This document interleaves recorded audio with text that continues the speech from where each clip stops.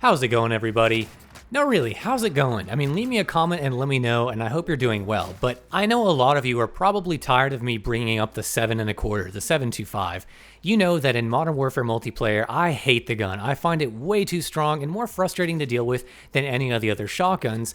But in Warzone, I love the sawed-off barrel, and it's probably my favorite buckshot shotgun to use because of how consistent that it can be. It's just so much fun to use. I'm here today not to talk about how great the gun is or anything like that. In fact, I'm here to talk about a super strange mechanic that I discovered when trying to get the damages for the shotguns. Something that is only applicable to the 7.25 without the sawed-off barrel. To really understand it, first I want to reiterate how shotgun damage works in Warzone. First of all, I have an entire video dedicated to it, so if you really want to geek out about it and how shotguns work and why they may or may not be super inconsistent, then I recommend going and checking it out. But for the purposes of this video, I'll just mention the big takeaway from that video, which summarizes most of the shotguns in Warzone, which is that all shotguns have 8 pellets, and the damage that you get is capped based on the number of pellets that you hit. To reach the maximum potential of damage for each damage range, you need to hit 4 of your 8 pellets.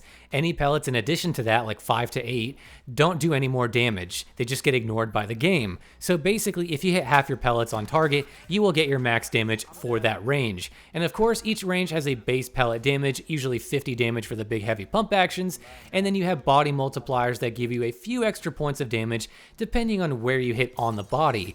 So with that out of the way, we can talk about the 7.25 and its incredibly strange but also super interesting mechanic that it's using. The 7.25 is lumped into the same category of damage as the other pump action shotguns, and it does 50 damage per pellet up close, and then in its next damage range it drops to about 34 base damage per pellet. So this second damage range, which extends for the 7.25 up to about 8.1 meters, is where you can still get 2-shot kills with the gun.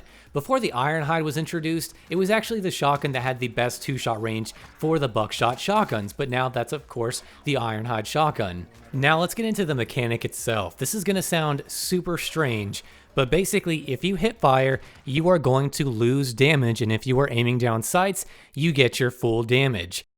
What?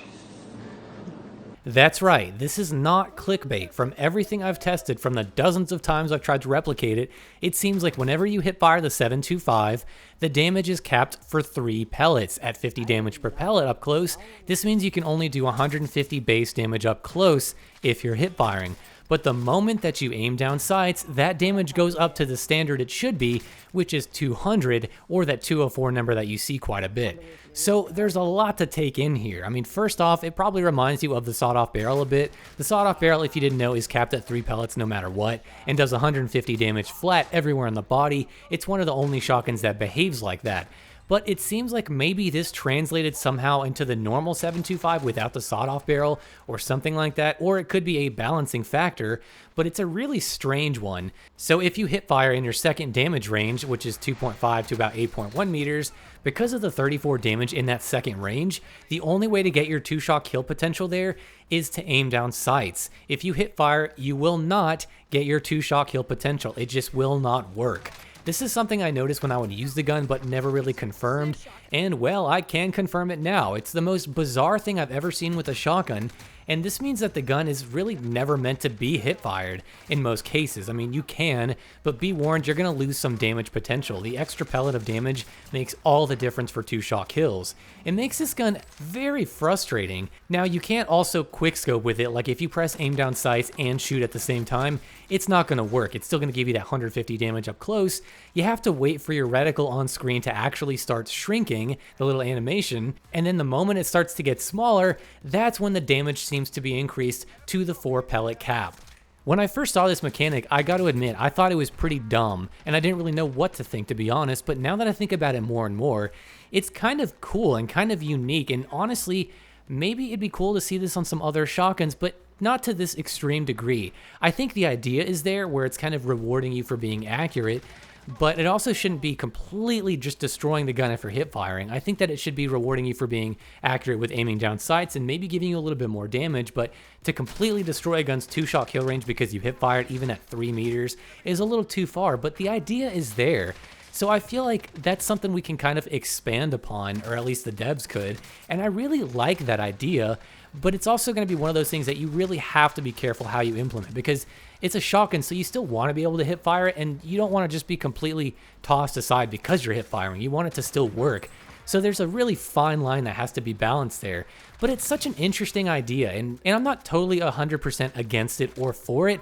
I just think it's kind of cool that maybe it should be explored a little bit, especially with a spammy shotgun.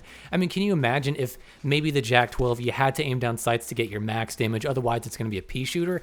That's kind of cool, and it allows you for a little bit more precision, and you're rewarded for being precise. I kind of like that, but at the same time, you want them to be able to be spammy, and I understand that. So again, I'm not really saying I'm 100% for it or against it. I just think it's a very cool idea. It's very interesting that I've never seen Call of Duty do before, and maybe it should be explored a little bit. Just maybe. It's an idea. That's all it is at this point. And with the 7.25, it does make it incredibly frustrating. So there's other things that have to balance. But yeah, it's an interesting idea. And I want to know what you guys think about it, because when I discovered this, I didn't know what to think. Now I'm kind of curious. My curiosity has really piqued. So I want to know, what do you guys think about this mechanic? Would you be interested in seeing this on some other shotguns? Maybe up close you can get the max hip fire damage, but then further out you have to be aiming down sights or something like that. I don't know, just let me know your ideas down in the comments below. And with all that being said, I will see you guys in the next video.